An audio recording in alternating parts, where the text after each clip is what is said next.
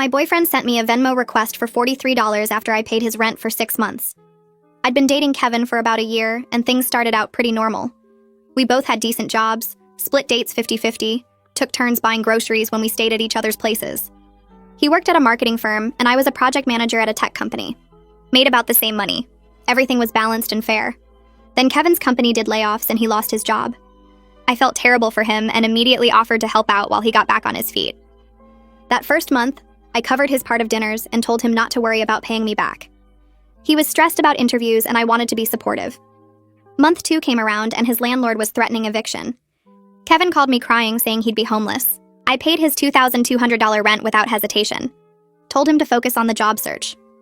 He seemed grateful, brought me flowers from the grocery store, made me dinner at his place with groceries I'd bought. Month 3, same thing. He had some interviews but nothing solid yet. I paid his rent again plus his car payment because he said he needed it to get to interviews. He'd cook for me sometimes and tell me how lucky he was to have me. I believed him. Month 4, he got a job offer but said it didn't start for another month. Asked if I could cover him one more time. I did. Plus his phone bill, car insurance, and gave him money for interview clothes. He promised he'd pay me back once he started working. Month 5, he'd started the new job but said the first paycheck wouldn't come for 3 weeks. I paid everything again. He was less grateful this time, just expected it. Stopped cooking for me. Said he was too tired from the new job. Month 6 was when things got interesting. He got his first full paycheck. I saw the deposit notification on his phone when he was showing me something else. $4,800. More than he made at his old job. I figured he'd immediately offer to start paying me back or at least cover his own rent now. Nope. He asked me to cover 1 more month so he could build up his savings. Said it would be irresponsible not to have an emergency fund. I was annoyed but paid it, thinking this was definitely the last time. 2 weeks later, we went to dinner to celebrate his cousin's birthday. Nice steakhouse, about 12 people. When the check came, everyone was splitting it. Kevin's portion was $87. He looked at me and said loud enough for everyone to hear that I'd get this one since he got the last one. He hadn't paid for anything in 6 months. I paid to avoid embarrassment. The next morning, Kevin texted me a Venmo request for $43.50. Said I'd ordered the more expensive wine so I should pay him back for my half of dinner. The dinner I'd entirely paid for. After I'd paid his rent for 6 months. I stared at that Venmo request for 20 minutes. Then I noticed something funny. Kevin had changed his Venmo to public recently. I could see all his transactions, and he'd been sending money to someone named Brittany with flirty emojis for weeks. Drinks, dinners, even a hotel room. While I was paying his rent, he was dating someone else. But I also noticed something else. His car wasn't actually in his name. It was still under financing from the dealership, and the account holder was his ex-girlfriend from 2 years ago. She'd co-signed and he'd just kept paying, except I'd been the one paying recently. I called his ex Rachel, told her Kevin and I had broken up and I wanted to make sure she knew I wouldn't be making any more car payments. She was confused because Kevin had told her he paid off the car months ago. I explained the situation. She was furious. Turns out she'd been getting notices about late payments affecting her credit before I started paying. She'd been asking Kevin about it and he kept saying it was handled. She thanked me and said she'd take care of it. Then I got petty. I accepted his Venmo request, but for 1 cent. In the notes, I wrote, "Here's your half of dinner. We're now even for the $13,800 I spent on your rent and bills." Made sure it was public. All his friends could see it. His cousin who was at the dinner commented, "What?" immediately. Then I texted Kevin saying I needed to talk. He came over all angry about the Venmo thing. I told him we were done and I wanted him to start paying me back. He laughed and said gifts didn't need to be repaid. That's when Rachel's revenge kicked in. Rachel's first text came through while Kevin was still standing in my apartment trying to explain why the money was a gift. My phone buzzed and I glanced down to see her message saying she'd just filed a stolen vehicle report with the police and contacted the dealership about repossession. I felt this rush of satisfaction knowing Kevin had no idea what was coming. He kept talking about how relationships meant supporting each other, and I wasn't listening anymore because Rachel sent another update saying the dealership confirmed they could tow the car within 2 hours since the account was 3 months behind before I started paying. Kevin finally left after I told him we had nothing else to discuss, and I sat on my couch refreshing my phone every few minutes waiting for Rachel's next message. She sent a photo of the police report number and said she'd explained everything about Kevin lying, that the car was paid off while her credit score dropped 40 points from his missed payments. The satisfaction felt almost wrong, but also completely justified after watching him send Brittany money for hotels while I covered his rent. My phone started ringing around 6 that evening and Kevin's name appeared on the screen. I let it go to voicemail. He called again immediately, and I declined it. By the time Ashlyn arrived with 2 bottles of wine, he'd called me 17 times and left 8 voicemails. We sat on my couch and I played them on speaker while she poured us both glasses. The first message had Kevin yelling about how his car got towed and did I have something to do with it. The second one claimed I was ruining his life and he'd lose his new job without transportation. The third through 8th got increasingly desperate with him saying he couldn't afford an Uber to work, and this was all my fault for telling Rachel lies about him. Ashlyn paused after the last voicemail finished and pointed out that Kevin never once said he was sorry or admitted he did anything wrong. He just kept blaming me for consequences he'd earned himself. She asked if I felt bad, and I told her honestly that I didn't, which surprised me because normally I felt guilty about everything. We finished the first bottle of wine while my phone kept buzzing with more calls I didn't answer. I woke up the next morning to find Kevin had made a public Venmo post calling me a vindictive ex who couldn't handle the breakup and claiming I was harassing him with false accusations about money he never owed me. He'd written this whole paragraph about how he was the real victim, and I was trying to destroy his reputation because he'd moved on. I stared at my phone, feeling anger build in my chest until I saw that Peyton had already commented. She'd posted screenshots of Kevin's Venmo transactions to Brittany with the flirty emojis and hotel payment, asking him to explain those since they were dated during our relationship. Other people started commenting within minutes, asking Kevin what was going on and why he was sending another girl money for romantic stuff while he had a girlfriend. His cousin from the dinner added that she'd been there when he made me pay, and it seemed weird now knowing everything else. I watched Kevin's narrative completely fall apart in the comment section as more people asked questions he couldn't answer without admitting what he'd done. He deleted the post an hour later, but people had already screenshot everything. I spent Saturday morning pulling up bank statements on my laptop while Ashlyn came over with coffee and her own laptop. We sat at my kitchen table and started documenting every single dollar I'd spent on Kevin over 6 months. She created a spreadsheet with columns for date, amount, purpose, and evidence, while I went through my banking app finding each transaction. $2,200 for rent in March, another $2,200 in April, $2,200 in May, plus his $300 car payment. I found the Venmo transfers I'd sent him for his phone bill and insurance, the cash I'd given him for interview clothes, the groceries I'd bought for dinners at his place. Ashlyn added each one to the spreadsheet with the date and took screenshots of my bank statements showing the transactions. By Saturday afternoon, we had everything organized and the total came to $13,800, exactly like I'd written in my Venmo response. Seeing it all laid out in neat rows made the manipulation even clearer, because I could track how the amounts increased over time, and how Kevin's gratitude decreased as the payments continued. The first month showed small amounts and lots of thank you texts I'd screenshot. The last month showed major payments and text messages from him asking when I'd send the money like it was expected. Monday morning at work, I couldn't focus on anything because I kept checking my phone to see what Kevin's friends were posting on social media. They'd started leaving vague comments about how there's 2 sides to every story, and people shouldn't believe everything they read online. Someone posted about crazy exes who can't let go, and several people liked it even though they had to know it was about me. My manager noticed I was staring at my computer without actually working, and called me into her office around 10. I thought I was in trouble, but she closed the door and asked if everything was okay because I seemed distracted. I ended up telling her the basic situation about paying Kevin's rent for 6 months and him sending me a Venmo request, then finding out he was dating someone else the whole time. She listened without interrupting, and when I finished, she told me she'd gone through something similar years ago with a boyfriend who borrowed money and never paid it back. She said I should document everything for potential legal action because the amount was significant enough to pursue in small claims court. I hadn't even thought about actually suing Kevin, but hearing my manager suggest it made the idea feel less crazy. Kevin showed up at my apartment Tuesday evening around 7 without texting first.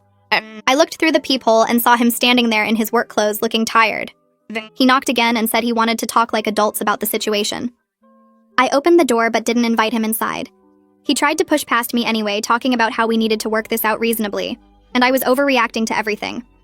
I let him in only because my neighbors were in the hallway, and I didn't want an audience. Kevin sat on my couch and launched into this whole speech about how the money was a gift, because we were in a relationship, and that's what partners do for each other when someone's struggling. He completely ignored that he was dating Brittany while I paid his bills, and when I brought that up, he claimed they were just friends, and I was reading too much into some Venmo transactions. I pulled out my phone and started recording the conversation without telling him.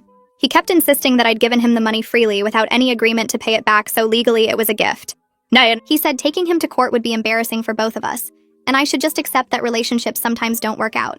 I told him to leave, and he acted offended that I wasn't being reasonable about the whole thing. By Friday afternoon, I got a message request on Instagram from someone named Brittany. I opened it and found this long paragraph explaining that she'd seen the Venmo drama and Kevin's deleted post, and needed to tell me she had no idea he had a girlfriend. She wrote that Kevin told her he was single and between jobs when they met, and she'd been buying him dinners and paying for activities because she thought she was helping her boyfriend during a hard time. She said she felt sick realizing he'd lied to both of us, and asked if we could meet for coffee to compare what he'd told each of us. I showed the message to Ashlyn, and she immediately said I should meet with Brittany because knowing his full pattern of lies would help if I decided to pursue legal action. I messaged Brittany back and we agreed to meet Saturday morning at a coffee shop near my apartment. Meeting Brittany felt strange because I'd spent weeks being angry at her for being the other woman, but sitting across from her I realized she was just another person Kevin had used. She brought her phone with screenshots of their text conversations and Venmo history. We compared timelines and discovered Kevin was running the same basic con on both of us with slightly different details. She paid for a weekend trip to the coast in May, thinking it was a romantic getaway for just the two of them. I paid his rent that same month thinking I was supporting my struggling boyfriend who couldn't afford his bills. She bought him dinners 3 times a week, believing she was helping him save money during unemployment. I was sending him grocery money and paying his car insurance for the same reason. Kevin had told her his car was in the shop, which was why she drove everywhere, when really his car was about to get repossessed for missed payments. We sat in that coffee shop for 2 hours going through everything, and the anger shifted from each other to him. There was this weird feeling of being on the same team, even though we'd technically been competing for the same guy without knowing it. Ashlyn suggested I talk to a lawyer about recovering the money, so I looked up small claims attorneys and found Benjamin Watts, who had good reviews for cases under $15,000. I met with him on a Wednesday afternoon at his office and brought my laptop with the spreadsheet and all my documentation. He spent 40 minutes reviewing everything while I sat across from his desk feeling nervous about how much this was going to cost. Benjamin finally looked up and explained that Kevin calling everything a gift complicated the case because relationship expenses can be tricky legally. But he said the sheer amount of money plus my evidence of Kevin's text messages promising to pay me back once he started working gave me a reasonable case for unjust enrichment. He could argue that Kevin accepted the money under false pretenses by lying about his employment status and his relationship with Brittany. Benjamin quoted me $800 for representation through the small claims process. I thought about how ironic it was to spend more money trying to get money back, but I was tired of Kevin facing no real consequences for what he'd done. I wrote Benjamin a check for the retainer. 2 weeks after the breakup, Kevin's mother called me on a Sunday afternoon. I almost didn't answer because I didn't recognize the number, but curiosity won. Nyla introduced herself and asked if we could work this situation out without involving lawyers and courts. She said Kevin was struggling financially now without my help, and implied I was being cruel by not just moving on with my life. I felt my jaw clench because of course Kevin had run to his mother and painted himself as the victim. I told Nyla that Kevin earned $4,800 last month at his new job, and chose to send me a Venmo request for $43 instead of paying his own rent. She went quiet for a few seconds before saying, I clearly didn't understand how hard things were for him right now with the car situation and everyone talking about him online. I asked if she understood that her son stole almost $14,000 from me while dating someone else, and she said I was being dramatic about normal relationship expenses. I told her my lawyer would be in touch and ended the call. I walked into Benjamin's office 3 days later with my documentation organized in a folder. He reviewed the paperwork one more time and nodded. The small claims court filing fee was $75, which seemed like nothing compared to what Kevin owed me. Benjamin filled out the forms with my information and the amount I was seeking, then explained the process server would deliver the papers to Kevin at his workplace within 48 hours. I signed everything and wrote another check. The next afternoon, my phone buzzed with a text from Kevin. It was all caps and full of spelling errors because he was typing so fast. He called me petty and vindictive and said I was trying to ruin his career by having him served at work. I screenshotted the text and sent it to Benjamin, who replied that Kevin's reaction showed exactly the kind of person we were dealing with. Kevin sent 3 more texts threatening to countersue me for emotional distress and claiming his lawyer said I had no case. Benjamin called me that evening and said Kevin didn't have a lawyer, and the emotional distress claim was just intimidation tactics to scare me into dropping the case. 3 weeks after the breakup, I met Ashlyn for lunch at the place near our office. She'd been checking in on me daily, and I appreciated having someone who understood the whole situation. We were halfway through our sandwiches when she asked if I'd seen what people were posting online. I hadn't been on social media much because I didn't want to see Kevin's version of events. Ashlyn pulled up her phone and showed me comments from people we both knew. A few mutual friends had posted vague things about keeping relationship problems private, and how airing dirty laundry online was immature. One girl from Kevin's friend group wrote a whole paragraph about how breakups are hard on everyone, and people should have grace for each other during difficult times. I felt my stomach drop because these were people I thought would understand once they knew the facts. Ashlyn pointed out that the people defending Kevin were mostly his friends who didn't know about Brittany or the car situation or the months of lies. But it still hurt to see people I'd considered friends choosing to stay neutral or worse, implying I was wrong for exposing what he did. By the end of the week, 2 people had unfriended me completely. I knew I should have expected it because people always prioritize their own comfort over supporting what's right, but I'd thought the evidence spoke for itself. Kevin started posting on social media about a week later. He didn't mention me by name, but it was obvious who he meant. He wrote about how hard it was to recover from a relationship where someone controlled him with money and made him completely dependent. He talked about financial abuse and how people don't recognize it when men are the victims. I actually laughed out loud when I first read it because the reality was so completely opposite. But then I saw people commenting with support and sympathy. His cousin Peyton, who'd witnessed the whole Venmo situation, didn't say anything to correct him. Some of his coworkers left encouraging comments about him being strong. I realized Kevin was better at manipulation than I'd given him credit for. He'd taken the actual situation and flipped it completely around to make himself the victim. Ashlyn sent me screenshots of conversations where people were discussing whether I'd really been financially abusive. A few people pointed out that I'd paid his rent willingly and he never forced me, but Kevin's version was gaining traction because he told it first and told it loudly. My phone buzzed on a Tuesday morning with a text from Brittany. She said Kevin had contacted her the night before trying to reconcile. He told her that he and I were basically broken up during their relationship, and he'd made a mistake by not being honest with her. He claimed he really cared about her and wanted another chance. Brittany sent me screenshots of the whole conversation. She'd responded by sending him screenshots from our coffee meeting where we'd compared timelines and figured out his con. Kevin's response was a string of messages calling her horrible names and accusing her of conspiring against him with his crazy ex. The messages got progressively nastier until Brittany stopped responding. She told me she was considering filing a police report for harassment because some of his texts felt threatening. I forwarded everything to Benjamin, who said it showed Kevin's character and could be useful if we needed it. Brittany and I texted back and forth for an hour. We'd formed this weird alliance based on being manipulated by the same person. The mediation notice arrived exactly 1 month after I filed the paperwork. It was scheduled for a Thursday afternoon at the courthouse. Benjamin explained that mediation was required before small claims cases could go to trial. A neutral third party would try to help us reach an agreement without involving the judge. He said most cases settled in mediation because people realized going to court was more hassle than just working something out. I arrived 15 minutes early wearing work clothes and carrying my folder of evidence.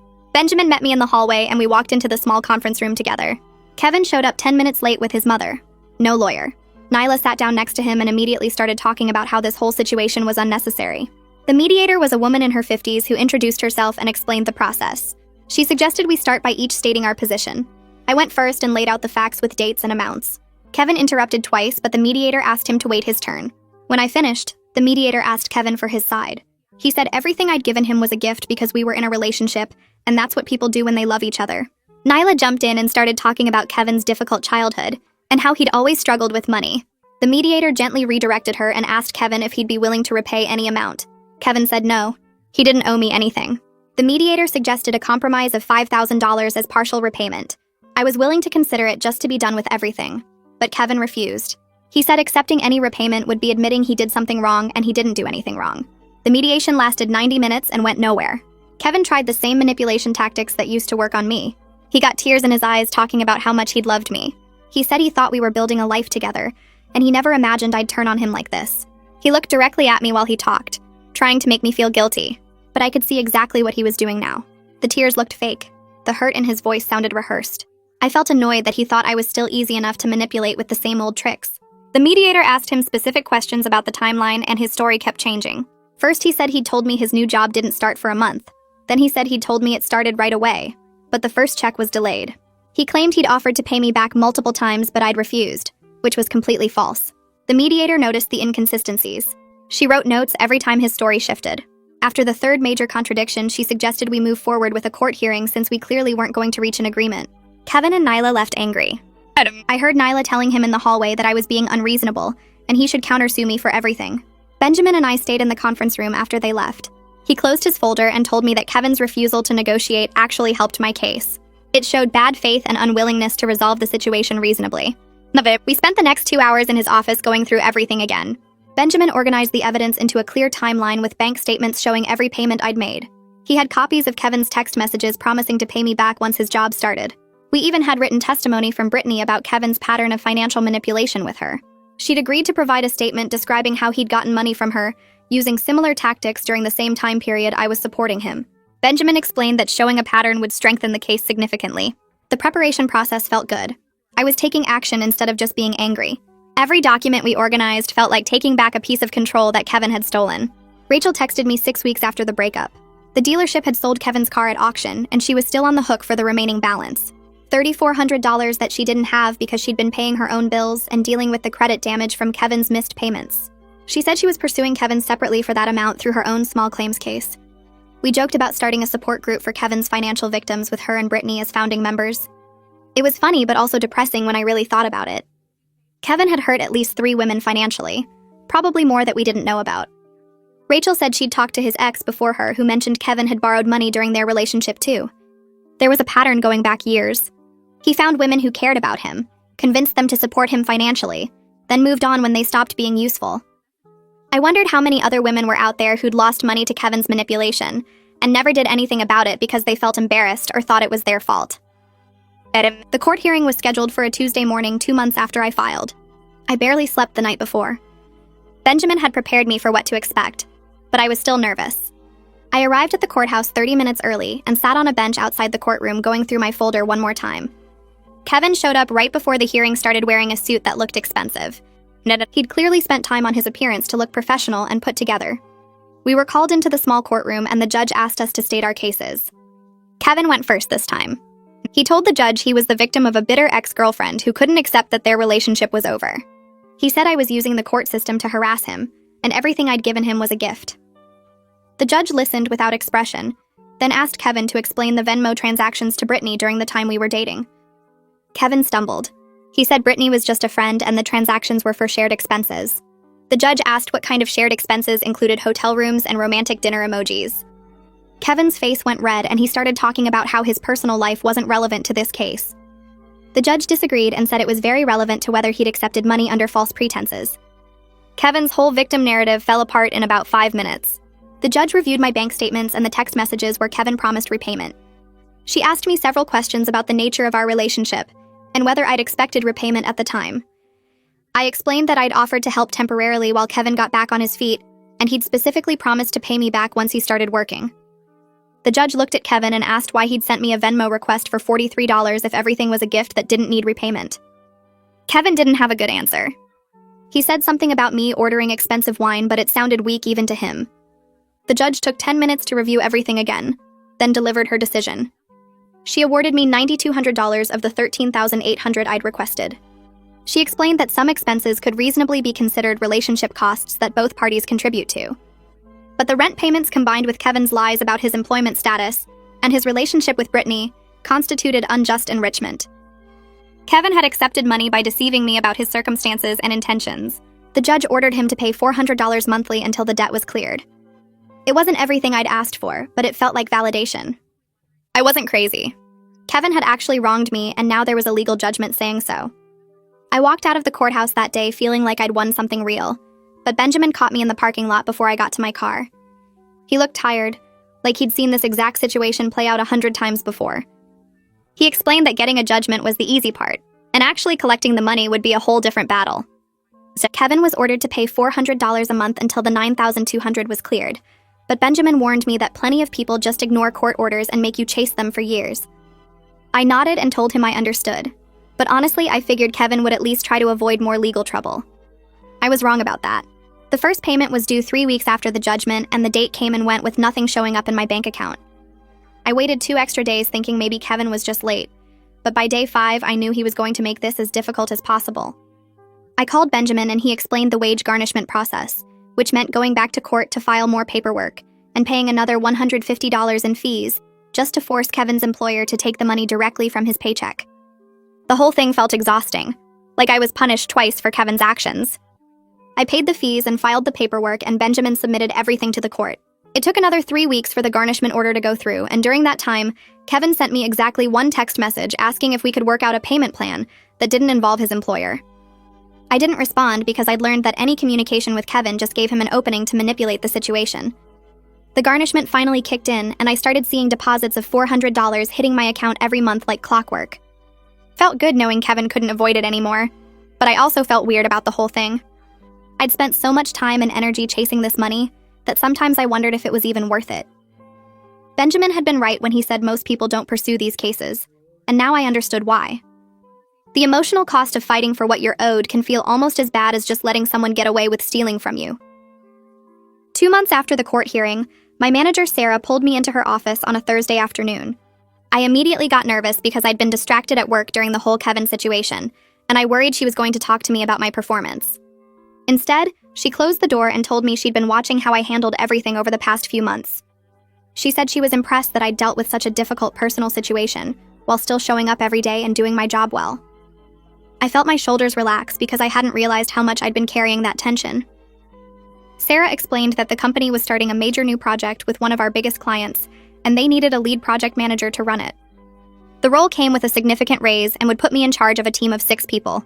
She asked if I was interested, and I said yes immediately, even though part of me felt like the raise was almost $1,200 more per month, which felt like the universe balancing things out after Kevin had taken so much from me. I left her office feeling lighter than I had in months, and I realized something weird had happened. Standing up to Kevin and fighting for myself in court had made me more confident in other parts of my life too. I'd stopped apologizing for things that weren't my fault at work. I'd started speaking up more in meetings, and I'd set clearer boundaries with everyone around me. The Kevin situation had been awful, but it taught me that I was stronger than I thought I was. 4 months after the breakup, I stopped at a coffee shop near my apartment to grab something before a Saturday morning run. I was standing in line looking at my phone when I heard someone say my name. I looked up and Kevin was standing 3 feet away holding a cup of coffee. My first reaction was nothing, which surprised me more than anything else. No anger, no hurt, no anxiety, just this mild annoyance like when someone cuts you off in traffic and you forget about it 5 minutes later. Kevin smiled like we were old friends and asked how I'd been. I told him I was fine and turned back to the counter to order. He kept talking, saying something about how we should move past all this drama and maybe grab lunch sometime to clear the air. I ordered my coffee and then looked at him directly. I told him to make his payments on time and walked out without waiting for a response. My hands were steady and my heart wasn't racing, and I felt completely normal. I got in my car and drove home, and the whole interaction felt like it had happened to someone else. Later that afternoon, my phone buzzed with a text from Brittany. She said Kevin had showed up at her gym that morning trying to start a conversation about getting coffee and catching up. She'd told him to leave her alone and walked away, and now she was texting to warn me in case he tried the same thing with me. I replied that he already had, and I'd handled it the same way. We both agreed that Kevin was probably running out of women who would put up with his behavior and was trying to circle back to old targets. The thought made me laugh, which felt good. 6 months ago, I would have been devastated by Kevin trying to contact me, but now it just seemed pathetic and desperate. I'd moved on completely, and he was still stuck trying to manipulate people into feeling sorry for him. 6 months after everything started with that Venmo request, I was sitting in my apartment on a Sunday morning doing absolutely nothing and feeling perfectly content about it. The wage garnishment had been running for 4 months, and I'd collected $2,400 of the $9,200 Kevin owed me. Benjamin had explained that at this rate it would take about another 1.5 years to get the full amount, but I was okay with that because the money showed up automatically every month and I didn't have to think about it. The promotion at work had gone through, and I was leading the big project Sarah had mentioned, and my team was actually doing really well. I'd gotten my first paycheck with the raise and immediately set up automatic transfers to rebuild my savings account that had been drained by Kevin's rent payments. I was also dating someone new named Tyrone who I'd met through a friend at work. We'd been seeing each other for about 6 weeks and things were going well, mostly because Tyrone insisted on splitting everything exactly 50-50. The first time we went to dinner, he'd pulled out his phone to calculate his exact portion of the bill, including tax and tip, and I'd felt this wave of relief wash over me. He wasn't taking advantage. He wasn't expecting me to cover him. He just wanted things to be fair. We'd had a conversation early on about my situation with Kevin, and Tyrone had been clear that he believed in both people contributing equally to a relationship. It felt almost too good to be true, but I was trying to stay open to the possibility that not everyone was like Kevin. I'd learned some important things over the past 6 months, and the biggest one was that being generous without boundaries isn't actually love.